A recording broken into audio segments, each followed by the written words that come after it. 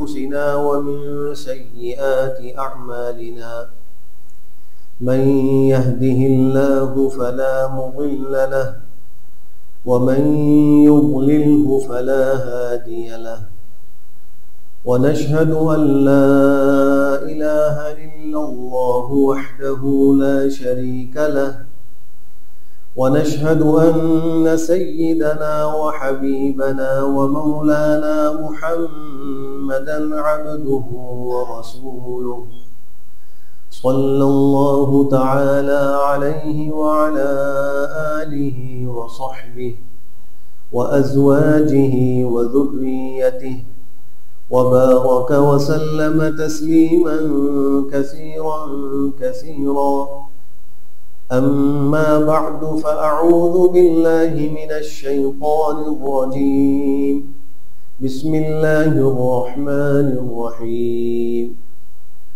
أينما تكونوا يدرككم الموت ولو كنتم في بروج مشيدة وإن تصبهم سيئة يقولوا هذه من عندك وإن تصبهم حسنة يقول هذه من عند الله. وقال تعالى كل نفس ذائقة الموت وإنما توفون أجوركم يوم القيامة فمن زحزح عن النار وأدخل الجنة فقد فاز وما الحياة الدنيا إلا متاع الغرور. وقال رسول الله صلى الله عليه وسلم وليذكر الموت والبلاء ومن أراد الآخرة ترك زينة الدنيا ومن فعل ذلك فقد استحيا من الله عز وجل حق الحياء. وقال رسول الله صلى الله عليه وسلم الكيس من دان نفسه وعمل لما بعد الموت والعاجز من أتبع نفسه هواها وتمنى على الله. صدق الله مولانا العظيم وصدق رسوله النبي الكريم ونحن على ذلك من الشاهدين والشاكرين والحمد لله رب العالمين. हज़रात सामीईन मोहतरम और बरदारान अज़ीज़, कुछ चीज़ें ऐसी हैं कि इंसान आज उनसे बड़ी गफलत कर रहा है, हालांकि वो चीज़ें गफलत किए जाने की नहीं है। उनसे हमेशा इंसान को होशियार और बेदार मगज़ रहना चाहिए। उनमें एक चीज़ मौत की याद है और उसकी तैयारी है, दूसरी चीज़ आखिरत की फ़िक्र है और उसकी तैयारी है, और तीसरी चीज़ अंजाम बखैर होने की फ़िक्र है। ये तीन चीज़ें ऐसी हैं कि हर मुसलमान को इसके लिए फ़िक्रमंद होना चाहिए, इसलिए कि किसकी मौत किस वक्त लिखी है कुछ पता नहीं, किस जगह लिखी है कुछ पता नहीं, किस हाल में लिखी है कुछ पता नहीं, उसका अंजाम क्या होगा, अच्छा होगा या खुदा न खास्ता बुरा होगा, ये किसी को पता नहीं। तो जिन चीज़ों के बारे में हमें कुछ पता नहीं और हम उनसे बिल्कुल गाफिल हैं, तो ये इंतहाई बेवकूफ़ी और हमाकत की बात है। दानिशमंदी और होशियारी यही है कि इंसान इन चीज़ों से बिल्कुल गफलत न करे। कुरान करीम में अल्लाह सुब्हानहू व तआला इरशाद फरमा रहे हैं अयनमा तकूनु युद्रिककुमुल मौत, जहां कहीं भी तुम रहो तुमको मौत पकड़ लेगी। देखिए अभी विंग कमांडर साहब नादिर अली शाह साहब कल हमारे दरमियान में जिंदा हयात मौजूद थे। इशा की नमाज पढ़ी, तरावीह पढ़ी, दर्स सुना, मुलाकात की, घर गए और सुबह सहरी के वक्त में इंतकाल कर गए। किसी को भी अंदाजा नहीं था। ऐसी बेशुमार वाक़यात हमारे सामने हैं, लेकिन उनकी खूबी आपको बतलाऊं, अब तो वो इस दुनिया में नहीं रहे, मुझसे बड़ा ताल्लुक़ था। कुछ दिन कबल वो अमेरिका से वापस आए तो मुझे कहने लगे कि मुझे कुछ तकलीफ़ हुई है और कोलेस्ट्रोल कुछ बढ़ गया है, डॉक्टर ने कुछ मुझे थोड़ा सा ख़तरे से आगाह किया है, दवा तो ले रहा हूँ, लेकिन आपसे एक दुआ की दरख्वास्त, और वो दुआ ये करें कि मुझे अल्लाह मस्जिद के सजदे से महरूम न करे। ان کی یہ خواہش اللہ نے کیسے پوری کی کہ عشاء کی نماز مسجد میں پڑھ کر گئے اور فجر سے پہلے انتقال ہو گیا۔ آخرت کی فکر ہو، اپنی موت کی یاد ہو تو پھر انسان اس طرف متوجہ ہوتا ہے۔ وہ چاہتے تھے کہ مجھے معذوری نہ ہو اور کوئی ایسی بیماری کی صورت نہ بنے کہ میں مسجد میں حاضر نہ ہو سکوں، مجھے مسجد کی حاضری ملتی رہے۔ جب بندہ کسی بات کا عزم کرتا ہے تو اللہ بھی اس کی مدد کرتا ہے۔ انہوں نے اس کا عزم کیا، ارادہ کیا، اللہ نے ان کو یہ مقام و مرتبہ عطا فرما دیا۔ اور پھر دیکھیے جمعے کی رات مل گئی، رمضان کا دن مل گیا، مہینہ مل گیا، کتنی مبارک اور سعادت کی موت نصیب ہوگی۔ اللہ ہم سب کو اچھے انجام سے دوچار کرے۔ تو اللہ فرما رہا ہے جہاں کہیں تم رہو گے تم کو موت پکڑ لے گی۔ اور دوسری آیت میں اللہ فرما رہا ہے کل نفس ذائقۃ الموت، ہر شخص نے موت کا ذائقہ چکھنا ہے، کسی کو مفر نہیں۔ وَإِنَّمَا تُوَفَّوْنَ أُجُورَكُمْ يَوْمَ الْقِيَامَةِ، اور تم کو تمہارے اعمال کا اجر پورا پورا دیا جائے گا۔ فَمَنْ زُحْزِحَ عَنِ النَّارِ وَأُدْخِلَ الْجَنَّةَ فَقَدْ فَازَ، جس کو جہنم کی آگ سے بچا لیا گیا اور جنت میں داخل کر دیا گیا، حقیقت میں وہی کامیاب ہوا۔ وَمَا الْحَيَاةُ الدُّنْيَا إِلَّا مَتَاعُ الْغُرُورِ، یہ دنیا سوائے دھوکے کے گھر کے اور کچھ نہیں، یہ دھوکے کا گھر، اس کا مال و متاع، اس کا فائدہ سب دھوکا ہے۔ انسان اسی دھوکے میں پڑ کر ان بڑے بڑے حقائق سے غافل ہو جاتا ہے، موت سے اور آخرت سے غافل ہو جاتا ہے۔ حدیث شریف میں آپ نے فرمایا وَلْيَذْكُرِ الْمَوْتَ وَالْبِلَى، انسان کو چاہیے کہ وہ موت کو اور موت کے بعد جو ریزہ ریزہ ہونے والی کیفیت ہے اس کو یاد کرے۔ انسان نے مرنا ہے اور مر کر زمین میں دفن ہونا ہے، مٹی سے ملنا ہے، اس کا گوشت، اس کا جسم، اس کی ہڈیاں ریزہ ریزہ ہو کر زمین سے ملنے والی ہیں، اس کو یاد کریں۔ حدیث شریف میں آپ حکم فرما رہے ہیں اور فرمایا کہ جو آخرت کا ارادہ کرتا ہے تو دنیا کی زیب و زینت کو وہ چھوڑ دیتا ہے، پھر دنیا کی زیب و زینت میں نہیں پڑتا، اس کو آخرت کی طرف ہر وقت رغبت رہتی ہے، ہر وقت اس کی کوشش، اس کی فکر آخرت کی رہتی ہے۔ پھر فرمایا کہ جس نے یہ کام کر لیے، یعنی موت کو یاد کیا اور موت کے بعد بوسیدہ ہونے کو یاد کیا اور آخرت کا ارادہ کیا اور دنیا کی زیب و زینت کو ترک کیا، تو اس شخص نے اللہ سے حیا کرنے کا حق ادا کیا۔ یہ شخص وہ ہے جو اللہ سے حیا کا حق ادا کر رہا ہے۔ ہمیں حکم یہ ہے کہ ہم اللہ سے حیا کریں اور اس حیا کا حق ادا کرنے کی کوشش کریں۔ تو یہ جب ہی ہوگا جب ہم اپنی موت کو بھی یاد کریں، موت کے بعد کی بوسیدگی کو بھی یاد کریں اور دنیا کی زیب و زینت کو بھی چھوڑیں اور ترک کریں، اس پہ زیادہ نہ لگے۔ صالحین میں ایک شخص تھا، وہ ہر روز شہر کی فصیل و دیوار پہ کھڑے ہو کے کہتا تھا کہ لوگوں قافلے کے کوچ کرنے کا وقت آ چکا ہے، لوگوں قافلے کے روانہ ہونے کا وقت آ چکا ہے، یہ اعلان کرتا تھا۔ اس کا مطلب یہ تھا کہ بس زندگی ختم ہو رہی ہے، موت کا فرشتہ آ رہا ہے اور اس دنیا سے کوچ کرنے کا وقت آ چکا ہے، تو اپنی موت کو یاد رکھتا تھا۔ آج تو ہم بوڑھے ہونے کے بعد بھی موت کو اس طرح یاد نہیں کرتے، حالانکہ زندگی کی اب جو ساعات ہے بہت تھوڑی رہ گئی، بہت کم رہ گئی، لیکن پھر بھی ہماری توجہ اس طرف نہیں ہو رہی۔ اور وہ شخص ایسا نیک تھا کہ ہر روز رات کے وقت اعلان کرتا۔ جب اس کا انتقال ہوا تو حاکم شہر کو اس کی آواز نہیں آئی، ہر روز وہ آواز سنتا تھا کہ لوگوں قافلے کے کوچ کرنے کا وقت آ گیا۔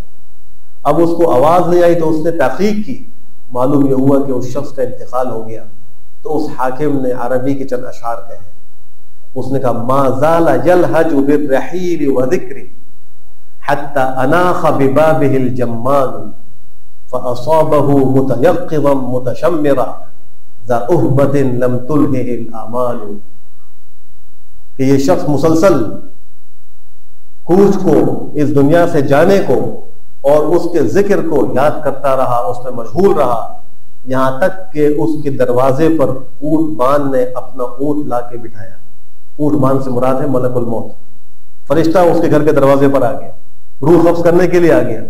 فَأَصَابَهُ مُتَيَقِّظًا مُتَشَمِّرًا، اس نے اس کو بڑا تیار بیدار مغز پایا کہ جانے کے لیے بالکل تیار ہے، اس لیے کہ ہر روز وہ لوگوں کو متوجہ کر رہا تھا تو خود بھی بالکل تیار تھا۔ تو اس جمال نے اور اس ملک الموت نے، اونٹمان نے اس کو بالکل تیار پایا، ذاہبۃ، بالکل تیاری حالت میں تھا، اور اس کو امیدوں نے موت سے غافل نہیں کیا تھا، دنیا کی امیدوں نے، دنیا کے کاروبار نے اس کو موت سے غافل نہیں کیا۔ اس چیز کو اپنے اندر پیدا کرنے کی ضرورت ہے۔ ہم میں سے ہر شخص اپنی موت کو اس طرح یاد کرے کہ اس کی فکر میں لگ جائے۔ حدیث شریف میں آپ نے فرمایا ان الرجل لیعمل الزمان الطویل بعمل اہل الجنة ثم یختم له بعمل اہل النار، وان الرجل لیعمل الزمان الطویل بعمل اہل النار ثم یختم له بعمل اہل الجنة۔ ایک شخص لمبا زمانہ، طویل عمر عمل کرتا رہتا ہے، لیکن وہ عمل جنتیوں والے عمل ہوتے ہیں، عبادات ہیں، طاعات ہیں، نمازیں ہیں، روزے ہیں، تراویح ہے، تلاوت ہے، صدقہ اور خیرات ہے، اس پہ لگا رہتا ہے، لیکن پھر اس کا خاتمہ جہنمیوں کے عمل پر ہو جاتا ہے، الیاذ باللہ۔ ہم اپنی آخرت سے غافل ہیں، ہمیں کوئی فکر نہیں، زندگی حدیث شریف میں فرما رہے ہیں کہ اس کی نیکیوں میں گزر رہی ہے، لیکن اس کا انجام کیا ہے کہ وہ اہل نار کے عمل پر اس کا خاتمہ ہو رہا ہے، الیاذ باللہ۔ اور فرمایا کہ ایک شخص ایک طویل زمانے تک، لمبی عمر تک وہ جہنمیوں والے عمل کر رہا ہوتا ہے، گناہ کر رہا ہے، نافرمانیاں کر رہا ہے، معاصی کا ارتکاب کر رہا ہے، چوریاں کر رہا ہے، جھوٹ بول رہا ہے، لیکن اس کا خاتمہ جنتیوں والے عمل پر ہو جاتا ہے۔ تو کسی کو اپنے انجام کی کوئی خبر نہیں تو وہ کیا ہونا ہے، اس کا کام یہ کوشش کرے، ہمت کرے، اللہ سے مانگتا رہے، جتنا اس کے بس میں ہے وہ کرتا رہے۔ اور جب انسان اپنی اس موت کو یاد کرتا ہے اور آخرت کی تیاری فکر کرتا ہے تو اللہ سبحانہ و تعالیٰ اس کو عبادت میں مزہ دیتے ہیں، عبادت میں اس کو نشاط حاصل ہوتا ہے۔ یہ علامہ سیوطی رحمہ اللہ نے لکھا ہے کہ جو شخص اپنی موت کو یاد کرتا ہے اس کو فائدہ یہ حاصل ہوتا ہے کہ اس کی عبادت اچھی ہو جاتی ہے، اس لیے کہ وہ ہر نماز کو آخری نماز سمجھ کر ادا کرتا ہے۔ دوسرا فائدہ لکھا ہے کہ اس کو جلدی توبہ کی توفیق ہو جاتی ہے، وہ ٹال مٹول نہیں کرتا، انسان ہے، خطا کا پتلا ہے، غلطیاں اس سے ہوتی ہیں، لیکن جس کو موت یاد ہو وہ اس غلطی میں پڑا نہیں رہتا، وہ فوراً توبہ کر لیتا ہے۔ مرحوم نادر علی شاہ صاحب کا ایک واقعہ آپ کو اور سنا دوں، یاد آ گیا اسی موقع پر۔ ایک دفعہ میں نے اسی ممبر سے جمعے کے دن سود کی حرمت اور انشورنس کی حرمت پر کچھ گفتگو کی تھی۔ اسی جمعے کی عصر میں میرے پاس آئے اور مجھے کہا کہ میری عمر 70 سال کی ہو گئی اور مجھے معلوم نہیں تھا کہ یہ انشورنس حرام ہے، میں نے عسکری بینک کی انشورنس لے رکھی تھی، میں آپ کے سامنے توبہ کرتا ہوں، مجھے بتائیے کہ میں کیا کروں۔ جس کو موت یاد ہوتی ہے توبہ میں جلدی کرتا ہے، اس کو فکر ہوتی ہے۔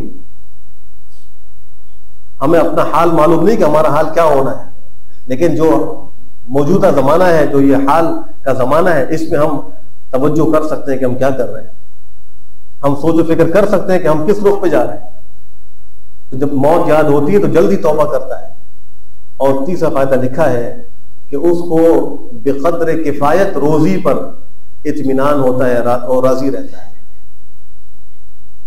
جو روزی اس کو مل جاتی ہے، جو کھانے پہننے کو مل جائے، اس پر خوش رہتا ہے جس کو موت یاد ہو، اور جس کو موت یاد نہ ہو اس کو بھول جائے تو ایک تو عبادت میں سستی کرتا ہے، کبھی پڑھی کبھی نہیں پڑھی۔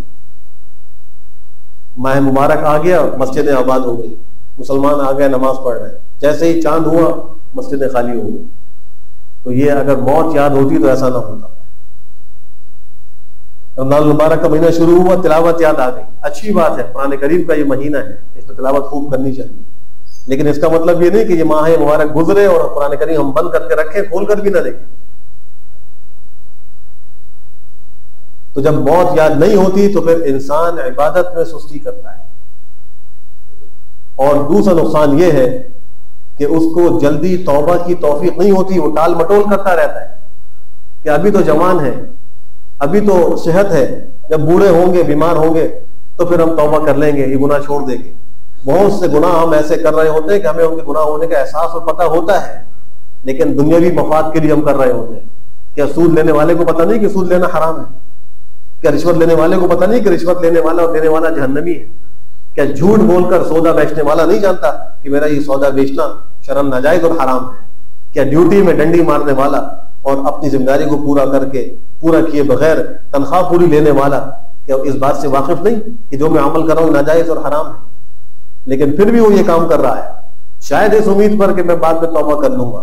یاد رکھیے کہ اگر اللہ کا حق ہے تو اللہ تو شاید معاف کر دے، لیکن اگر بندے کا حق مارا ہے، نافرمانی اور گناہوں میں بندے کا حق ضائع ہوا ہے، تو اللہ بھی اس کو معاف نہیں کرے گا جب تک کہ بندے کو حق ادا نہ کرے یا وہ بندہ اپنا حق خود معاف نہ کرے۔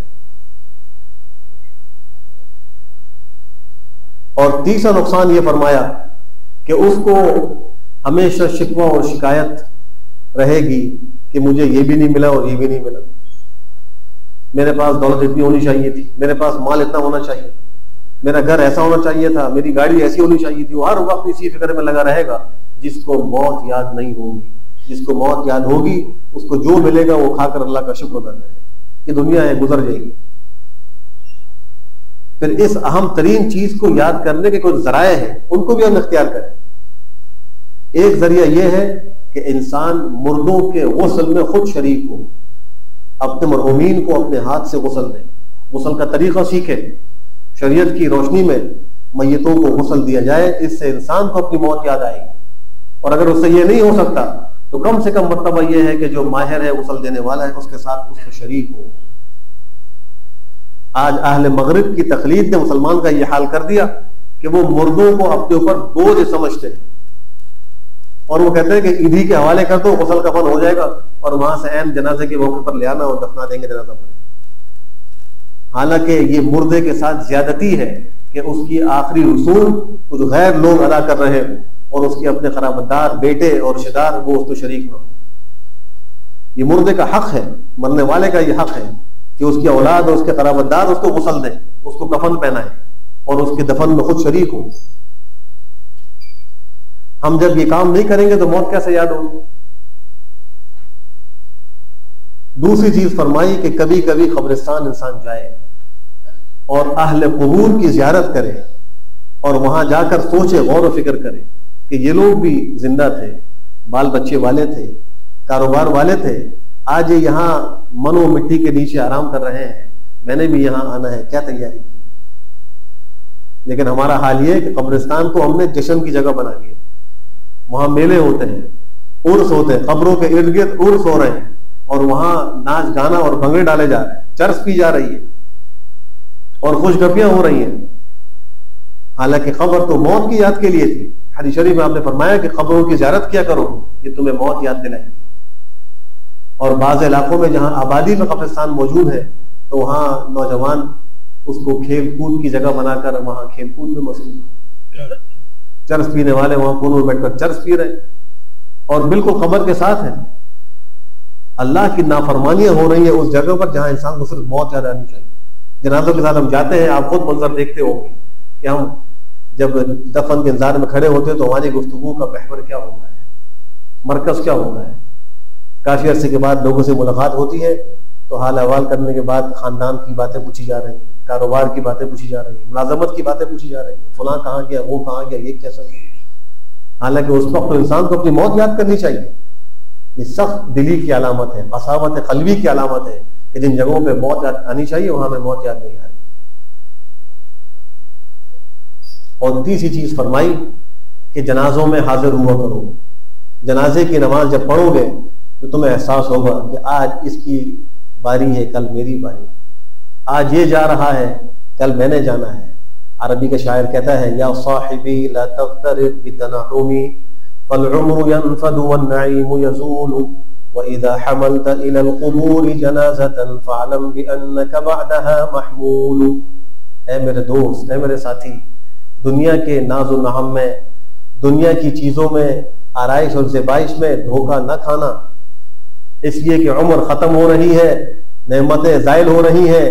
جب تم اپنے کندھوں پر کسی جنازے کو اٹھا کر قبرستان لے کر جاؤ تو اس بات کا یقین کر لینا کہ کل تم کو نہیں اٹھایا جائے گا۔ تو جنازوں میں حاضر ہونے سے ہم کو موت یاد آنی چاہیے، لیکن حال یہ ہے کہ ہمیں جنازے میں ہی موت یاد نہیں آتی۔ بہت لوگوں کو تو جنازے کا طریقہ بھی نہیں آتا، جنازے کی دعائیں بھی یاد نہیں ہے۔ کتنی بڑی غفلت ہے، موت کو یاد کرنا تو دور کی بات، جنازہ پڑھنے کا طریقہ معلوم نہیں۔ کیا ہم اسی دنیا کی کمانے کے لیے پیدا ہوئے تھے؟ کیا ہم اپنے دو پیسے جمع کرنے کے لیے پیدا ہوئے تھے؟ ہم اس دنیا میں اسی لیے آئے تھے، ذرا انسان غور و فکر تو کرے، قرآن و حدیث کا مطالعہ تو کرے کہ اللہ کیا فرما رہے، تم کو میں نے کیوں پیدا کیا، تم کس مقصد کے لیے آئے ہو، کہاں جانا ہے، اور آخرت میں ہمارا کیا حال ہوگا، کیا انجام ہوگا، اچھا ہوگا یا برا ہوگا، اس کی طرف بھی توجہ رکھنے کی ضرورت ہے۔ کچھ گناہ ایسے ہیں کہ جن سے انسان کا خاتمہ خراب ہو جاتا ہے، ان سے حد درجہ بچنے کا اہتمام کیجیے۔ ویسے تو ہر گناہ ہی سے انسان بچے، لیکن کچھ گناہ ایسے ہیں کہ جن پر خاتمے کے خراب ہونے کا اثر مرتب ہوتا ہے۔ ان میں ایک گناہ ہے بد نظری، بد نگاہی، نامحرم عورتوں لڑکیوں کو دیکھنا، اس کو بد نگاہی کہا جاتا ہے، جس کو حدیث شریف میں کہا گیا زنا العین النظر، نظر بازی، بد نگاہی آنکھ کا زنا ہے۔ حدیث میں فرمایا کہ لعن اللہ الناظر والمنظور الیہ، اللہ دیکھنے والے پر بھی لعنت کرتا ہے، اور جو اپنے آپ کو دیکھنے کے لیے پیش کرے اس پر بھی اللہ کی لعنت ہے۔ یہ ایسا لعنتی گناہ ہے کہ اس میں انجام خراب ہوتا ہے۔ بغداد کی مسجد میں ایک مؤذن تھا، اس کا نام صالح تھا، ویسے بھی نیک تھا، نام بھی صالح تھا۔ اذان دینے کے لیے مینارے کے اوپر چڑھ، اس کی نگاہ قریب کی بستی جو عیسائیوں کی تھی وہاں ایک لڑکی پر پڑ گئی، بد نگاہی ہو گئی، دل اس کا پلٹ گیا، اذان چھوڑ کر وہاں چلا گیا اور جا کر اس لڑکی سے کہتا ہے تم سے شادی کرنا چاہتا ہوں۔ اس لڑکی نے کہا تم مسلمان میں عیسائی، شادی کیسے ہو سکتی ہے؟ اس نے کہا میں تمہاری خاطر عیسائی مذہب اختیار کرنے کو تیار ہوں، اور اسی وقت اسلام سے پھر کر عیسائی ہو گیا، مرتد ہو گیا۔ اس لڑکی نے کہا کہ ابھی میرا باپ گھر پر نہیں ہے، تم ابھی چھپ جاؤ، جب باپ آئے گا اس سے پوچھ کر تم سے شادی کروں گی۔ وہ کسی کام سے چھت پر چڑھا، وہاں اس کا پیر پھسلا، نیچے گرا، گردن کی ہڈی ٹوٹی اور اسی ارتداد اور کفر میں مر گیا۔ بد نگاہی انجام بد کا سبب۔ ہم سمجھتے ہیں کہ ہم نے دیکھ لیا تو کیا ہوا، آج کا نوجوان اس کی نگاہ پاک نہیں رہی، کیا چھوٹے اور کیا بڑے، بڑی عمر کے لوگوں کو بھی دیکھا جاتا ہے کہ نامحرم عورتوں کو دیکھ رہے ہیں۔ خدا کے لیے اپنے فعل پر غور کریں، یہ نگاہ اللہ نے دی ہے، جب چاہے نگاہ چھین بھی سکتا ہے۔ خدا نہ خواستہ بد نگاہی کے موقع پر اللہ نے بینائی کو سلب کر لیا، کہاں جائیں گے؟ اور کچھ نہیں ہوا، خدا نہ خواستہ انجام خراب ہو گیا تو کہاں جائیں گے؟ اور دوسرا گناہ جس سے انسان کا انجام خراب ہوتا ہے وہ شراب نوشی ہے۔ شراب پینے والا، اس کا انجام بھی خراب ہو سکتا ہے۔ لکھا ہے کہ ایک شخص شرابی تھا، شراب پیا کرتا تھا، جب اس کی موت کا وقت آیا تو وہ لوگوں نے اس کو کلیمے کی تلقین کی کہ کلمہ پڑھ لو، مرنے لگے ہو تو وہ کہنے لگا اشرب واسقنی، اشرب واسقنی، اور یہی کہتا کہتا مر گیا۔ اشرب کا معنی ہے پیو، اسقنی کا معنی ہے پلاؤ۔ وہ کہتا رہا پیو اور پلاؤ، زندگی بھر شراب پیتا رہا، پلاتا رہا، مرتے وقت اس کے منہ سے نکل رہا ہے اشرب واسقنی، کلمہ نہیں پڑھ پا رہا۔ آج کتنے مسلمان ہیں کہ وہ شراب پی رہے ہیں، شراب بنا رہے ہیں، شراب بیچ رہے ہیں، اور شراب بیچ کر اس کا جو نفع ہے اس کو کھا رہے ہیں۔ شراب بنانا حرام، پینا حرام، اس کو بیچنا حرام، اس کا نفع حرام، اور حدیث شریف کی روح سے اس کو طیۃ الخبال پلایا جائے گا۔ طیۃ الخبال کیا چیز ہے؟ جہنم کے اندر ایک مقام ہے جہاں جہنمیوں کے جسم کا لہو اور پیپ نچوڑ کر جمع ہوگا۔ جب جہنمیوں کو عذاب ہوگا تو ان کے پیٹوں سے، جسم سے جو لہو اور پیپ نکلے گا وہاں جمع ہوگا، وہ ہے طیۃ الخبال، وہ پلایا جائے گا اس شخص کو جو دنیا میں شراب پیتا ہو۔ اور فرمایا کہ جو اس دنیا کی شراب پیے گا کل جنت کی شراب سے محروم ہوگا۔ مسلمان آج شراب پی رہے ہیں، انجام الگ خراب ہونے کا اندیشہ، آخرت کی نعمتوں سے الگ محروم ہونے کا اندیشہ۔ ایک گناہ حضرات شیخین رضی اللہ تعالی عنہما کے اوپر تبرہ کرنے کا گناہ ہے، جس کا انجام بھی خراب ہو سکتا ہے۔ ایک شخص ایسی جماعت سے متاثر تھا جو حضرت ابوبکر صدیق اور حضرت عمر فاروق رضی اللہ تعالی عنہما کی شان میں گستاخیاں کیا کرتے تھے۔ جب اس کا انتقال ہوا تو وہ آگ آگ آگ پکارنے لگا، النار النار النار۔ لوگوں نے اس کو کہا کلمہ پڑھو، تو اس نے کہا میں کلمہ نہیں پڑھ سکتا، میں دنیا میں زندگی میں ان لوگوں سے متاثر تھا، اس جماعت سے متاثر تھا جو صحابہ کرام پر تبرہ کرتی تھی، آج میرے منہ سے کلمہ نہیں نکل رہا، اور آگ آگ کرتے کرتے مر گیا۔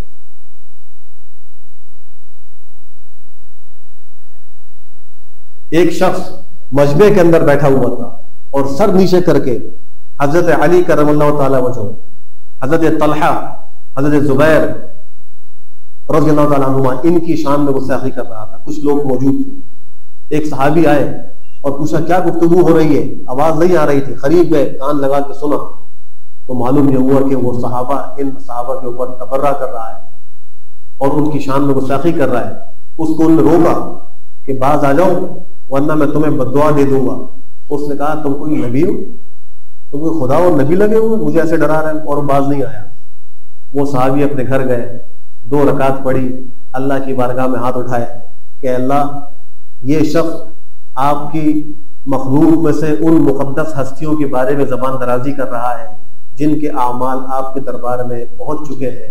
اے اللہ اس کو آج ہی کی تاریخ میں عبرت کا نشان بنا دے. ابھی دعا میں مصروف تھے کہ ایک بتکا ہوا اونٹ رسیاں توڑا کر اس مجمع میں گیا اور اس نے اس شخص کو اپنے جبڑے اور منہ سے پکڑ کر اور کچل کچل کے اس کے سارا جسم کو برباد کر کے ہلاک کر دیا. لوگ بھاگے ہوئے آئے اور کہا کہ دعا میں مصروف تھے صحابی کہ آپ کی بددعا اللہ نے سن لی, قبول ہو گئی, اس کا حال تباہ و برباد ہو گیا, وہ ہلاک ہو گیا. اللہ نے اس کو عبرت کا نشان بنا دیا. صحابہ کی شان میں گستاخی اور زبان درازی, چاہے وہ کوئی بھی صحابی ہو, حالانکہ بعض صحابہ کے آپس میں اختلاف بھی ہوئے, مشاجرات بھی ہوئے, لیکن یہ سب شہزادے ہیں. یہ سارے ہمارے حق میں شہزادے ہیں, یہ ہم سے بہتر ہے, امت کا بہترین طبقہ ہے. ہم میں سے کسی کو یہ حق نہیں کہ ان کے ان مشاجرات میں زبان درازی کر کے کسی ایک کی تنقیص کریں یا اس کی شان میں گستاخی کریں. انجام خراب ہو سکتا ہے. ایسے ہی ایک گناہ جس سے انجام خراب ہو سکتا ہے وہ دنیا کے اندر حد سے زیادہ لگنا ہے, دنیا کی زیادہ تگ و دو کرنا ہے. آج ہمارا بھی عمومی حال یہی ہے. جب ہم سو کر اٹھتے ہیں دنیا ہمارے دماغ میں ہوتی ہے, سونے کے لیے بستر پر لیٹتے ہیں دنیا ہماری نگاہ میں ہوتی ہے. اگر دکاندار ہے تو اس کی دل و دماغ میں دکان بسی ہوئی ہے, تجارت پیشہ ہے تو تجارت اس کے دل و دماغ میں بسی ہوئی ہے, نماز میں بھی اسی کا خیال, عبادت میں بھی اسی کا خیال, سوتے جاگتے ہر وقت اسی کا خیال. دنیا میں اس طرح لگنا انسان کا انجام خراب کر سکتا ہے. ایک شخص ایسا ہی تھا, اس کا انتقال ہونے لگا. لوگوں نے اس کو کہا کلمہ پڑھو تو وہ کہنے لگا 2 3 4 10 11 12 13, اس لیے کہ وہ حسابدان تھا, اکاؤنٹنٹ تھا, اس کا کام یہی حساب کرنا تھا. اتنا لگا ہوا تھا کہ مرتے وقت بھی وہ 1 2 3 4 ہی کر رہا. ایک شخص جانوروں والا تھا, اس کے پاس گائے تھی اور دیگر مویشی ہوا کرتے, اس پہ وہ خوب لگا رہتا تھا. جب اس کے انتقال کا وقت ہوا لوگوں نے کلمے کی تلقین کی. جب تلقین کی تو وہ کہنے لگا زرد گائے زرد گائے, البقرۃ الصفراء البقرۃ الصفراء, یہ بولتے بولتے مر گئے. جب انسان دنیا میں زیادہ لگتا ہے تو مرتے وقت یہی بات منہ سے نکلتی ہے. دنیا تو ہاتھ کا میل ہونا چاہیے, اس کو خرچ کریں, اس کی جگہ دل نہیں ہے. دل اللہ کی محبت کی جگہ ہے, یہ دل آخرت کی فکر کی جگہ ہے, یہ دنیا کے لیے نہیں ہے. دنیا ہاتھ و پیروں میں اچھی لگتی ہے, انسان اس کو کمائے اور اپنی ضروریات پوری کرے, اس کو مقصد نہ بنائے. برتنے کے لیے دنیا کو اختیار کرے, دنیا کو برتنے کے لیے رکھے, مقصد کے لیے نہ رکھے. ایک شخص مرتے وقت دودھ دودھ پکار رہا ہے, جانوروں کا حساب معلوم کر رہا ہے. معلوم یہ ہوا کہ اس کا باڑا تھا, زندگی بھر اسی باڑے میں رہا اور اسی تگ و دو میں رہا. مرتے وقت منہ سے ہی بات نکل گئی. اور ایک گناہ جس سے انسان کا انجام خراب ہو سکتا ہے وہ یہ ہے کہ اللہ کے نیک بندوں کو تکلیف پہنچانا, اولیاء اللہ کی شان میں گستاخیاں کرنا, ان کو تکلیف پہنچانا. حدیث شریف میں پیغمبر صلی اللہ علیہ وسلم ذکر فرما رہے ہیں, اور حدیث قدسی ہے, من عاد لی ولیا فقد آذنته بالحرب, جو میرے دوست میرے ولی کو تکلیف پہنچائے گا, اس سے دشمنی کرے گا, تو اللہ فرماتے ہیں میرا اس سے اعلان جنگ ہے. جب اللہ اعلان جنگ کر لے تو اس کو رجعت نہیں مل سکتی, اس کا خاتمہ اچھا نہیں ہو سکتا. ایک شخص تھا ابن السقاء اس کا نام ہے, اور وہ علوم اسلامیہ میں بڑی مہارت رکھتا تھا, بہت ماہر تھا. اتنا ماہر تھا کہ اس زمانے کے جو خلیفۃ المسلمین تھے ان کا اس کو خاص تقرب حاصل ہوا. خلیفہ نے اسی تقرب کی وجہ سے اس کو روم کے بادشاہ کے پاس بھیجا, اور اس لیے بھیجا کہ یہ وہاں جا کر عیسائی پادریوں سے مناظرہ کر کے ان کو شکست دے گا اور اسلام کی دعوت پھیلائے گا.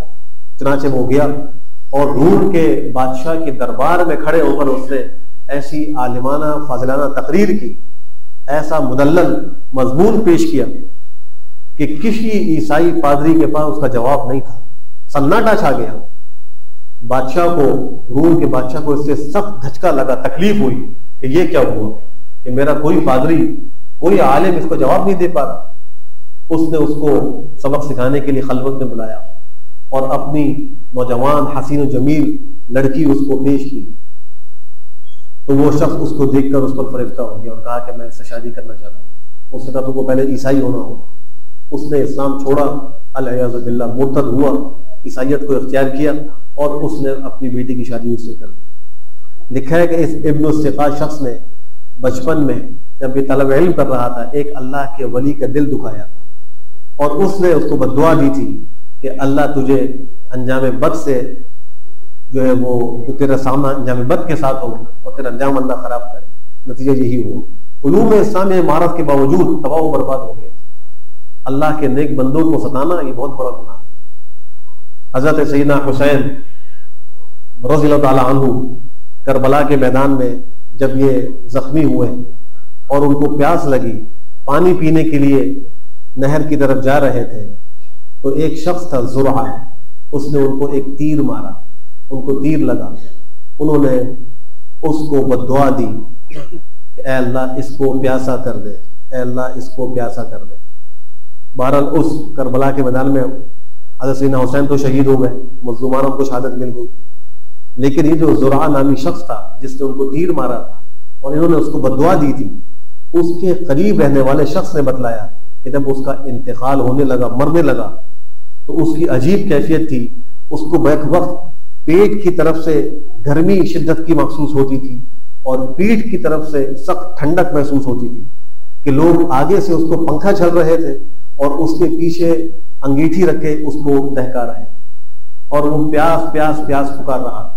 پھر وہ کہتا ہے کہ ایک اتنا بڑا ٹب لایا گیا جس میں ستو یا دودھ تھا اور اتنی مقدار میں تھا کہ اس کو 5 لوگ پی سکتے تھے، اس کو وہ دیا گیا، وہ سارا پی گیا اور پھر کہنے لگا پیاس پیاس پیاس، اور اس کا پیٹ پھول کر اونٹ کے پیٹ کی طرح ہو اور اسی طرح وہ برے انجام کے ساتھ اس دنیا سے چلا گیا۔ جب اللہ کے نیک بندوں کو کوئی ستاتا ہے تو پھر اللہ اس کا انجام خراب کر دیتے ہیں۔